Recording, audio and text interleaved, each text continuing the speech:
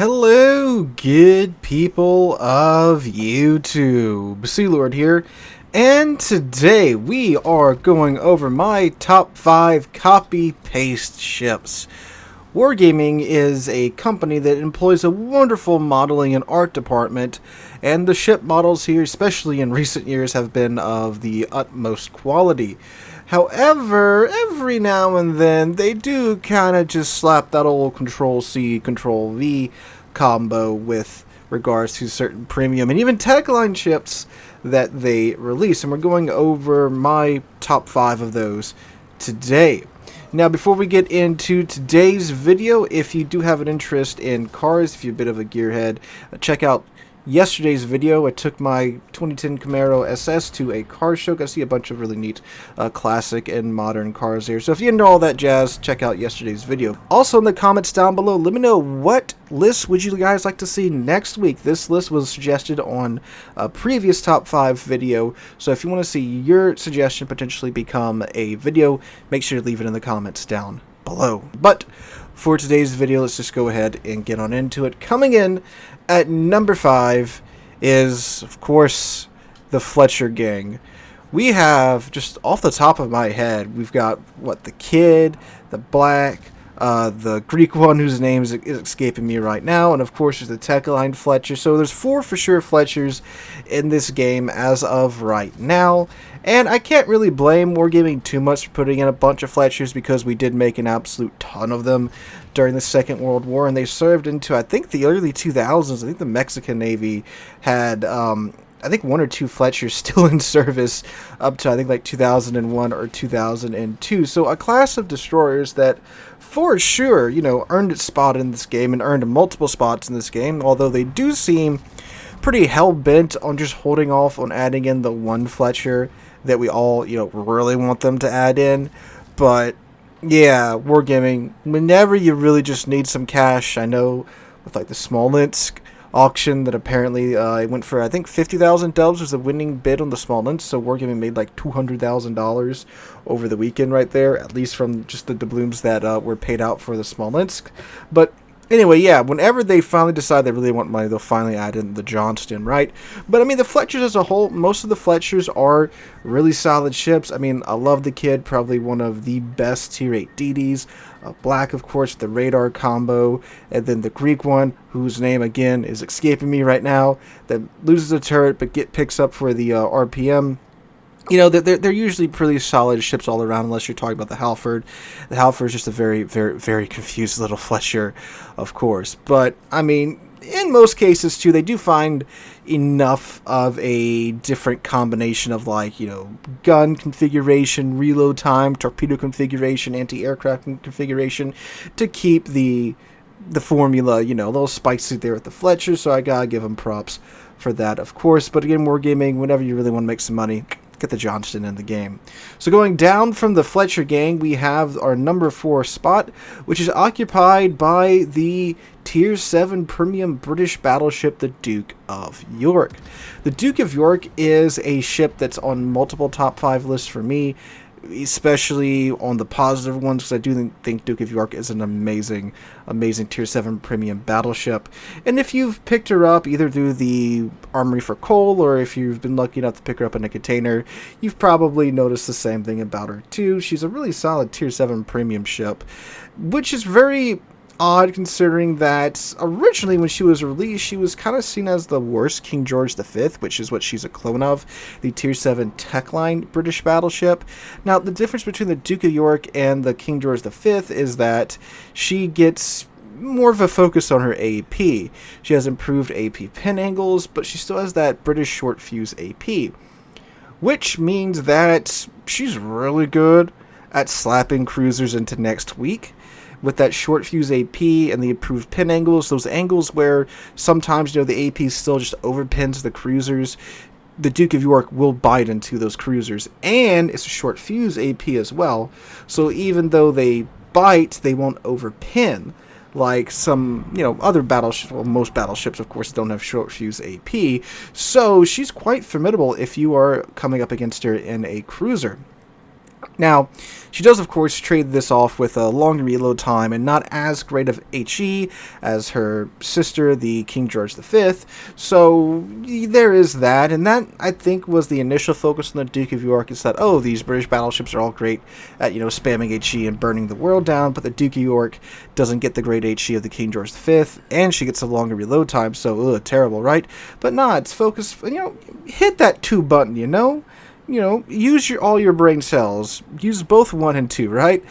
For Battleship players, it's a bit of a strange concept, swapping ammo types, but the Duke of York is one that definitely does reward you for that. And they did give her a hydroacoustic search for some reason, which, back in the day it was kind of like, okay, cool, it's got hydro, so you can get a bit more of a heads up about torpedoes, but that hydro's, of course, become super, super useful in today's World of Warships with the introduction of submarines into the game. So now you can see the homing torpedoes as they're about to, slam into the side of your ship, so you can take a bit more action a bit earlier than a lot of other ships can at Tier 7, and of course, if you are having to run down a submarine, Hydro can spot them once you get on top of them, so that is, a big plus in today's World of Warships. But yeah, Duke of York, excellent premium ship, a good copy pasta, in my humble opinion.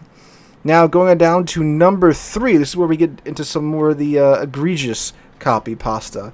We have the Tier 10 Japanese battleship, the ARP Yamato. Now, you might be saying, well, Sealord, that's not the ARP Yamato in the background. That's just the old Yami. Yes, it is the old Yami, because the ARP Yamato is literally the old Yami with the unique upgrade baked into it, meaning that she has that... I actually cannot remember what the name of the unique upgrade is. All I know is it gives you a 10% buff to your dispersion.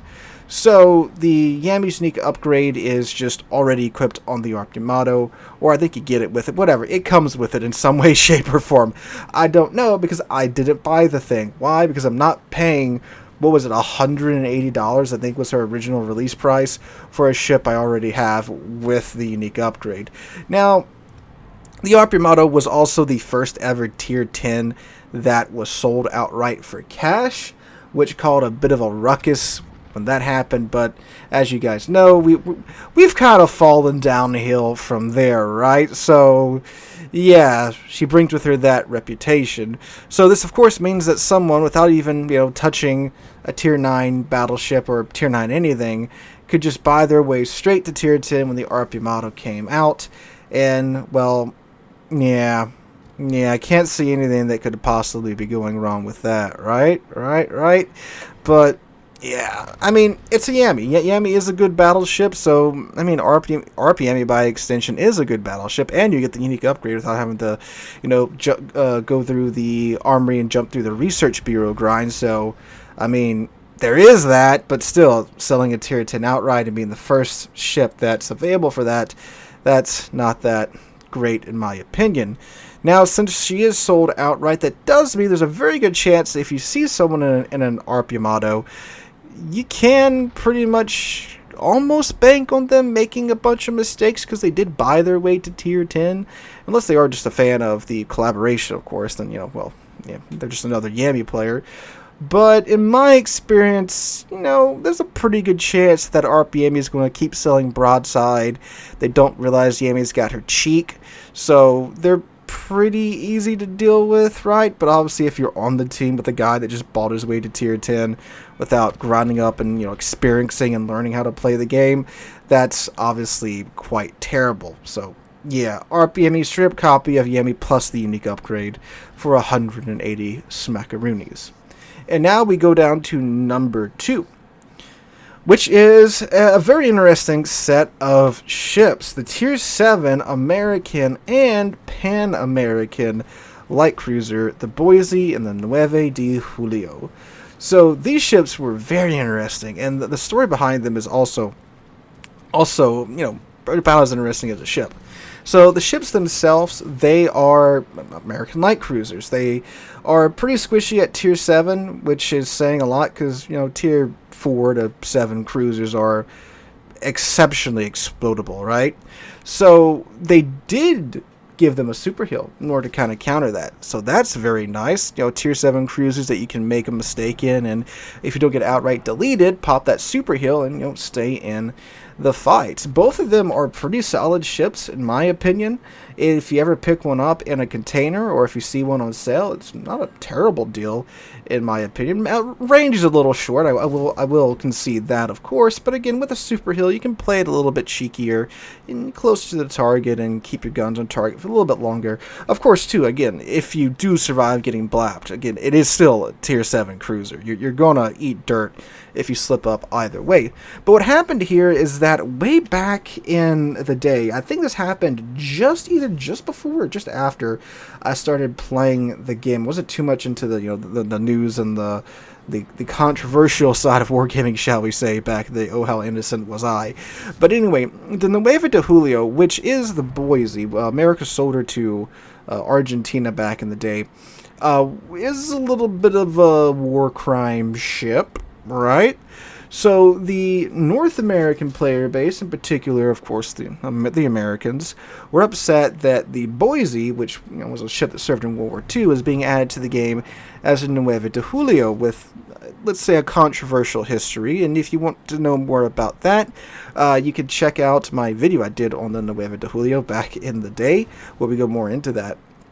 So in order to appease the American audience and kind of, get this controversy swept under the rug, the Boise was added into the game as well. Now, what I believe is also pretty funny is that the Nueve de Julio was originally in Super Test as the Boise, and they just, changed her name and changed her camo and her cosmetic model to match that of the Argentinian ship, the Nueve de Julio, and then they just, released the Boise as another premium, so...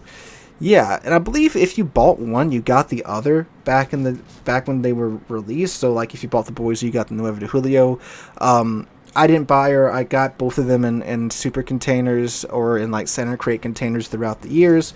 One at a time. I didn't get them at the same time, so they are sold separate today, to my knowledge. So, yeah, in an interesting case where Wargaming was kind of forced to copy-paste a ship by the player base. So, yeah, again, solid ships in my opinion either way. And that takes us down to number 1, which is not 1, not 2, but 3 ships.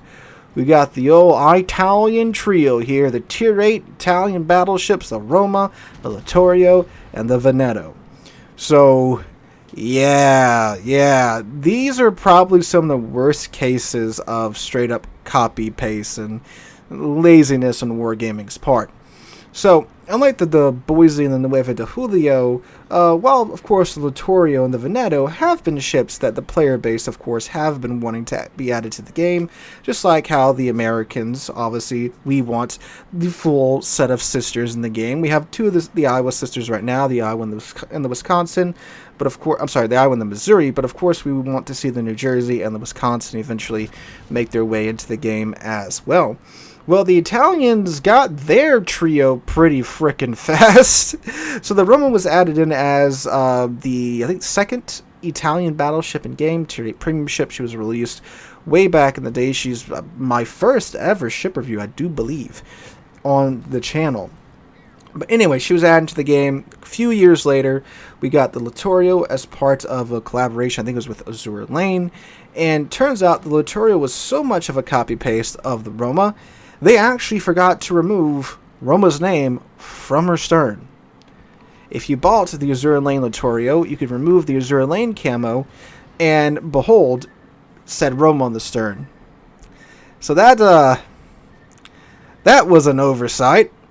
Now, the Veneto is a little bit different because it is part of the tech line, so instead of having HE like the Littorio and the Roma, she is equipped with SAP, and I do believe there's a couple of small changes here and there, but for most part, the model is essentially the same as the Roma and the Littorio. I believe the Littorio also shouldn't look like the Roma and the Veneto. Those were later ships of the class. The Littorio, I believe, had a slightly different bow. I'm not an expert in Italian naval history, but this is what I do remember reading. In addition to, of course, Littorio having Roma's name plastered on her stern, her bow should have been a little bit different, but Wargaming didn't really do anything about it. Maybe if you get the Littorio as a proper standalone premium ship, might get that then, but who knows at this point. But yes, 2 ships that are literally identical with rudimentary cosmetic changes, and then the Veneto, which is technically a little bit different in terms of her in-game performance, but cosmetically is again pretty much the same as the other two. So guys, those are my top 5 copy paste ships. Let me know in the comments down below what ships would have you included on this list, what ships would you have excluded on this list. Hope you guys have a wonderful rest of your week. Hope to catch you guys in the next one.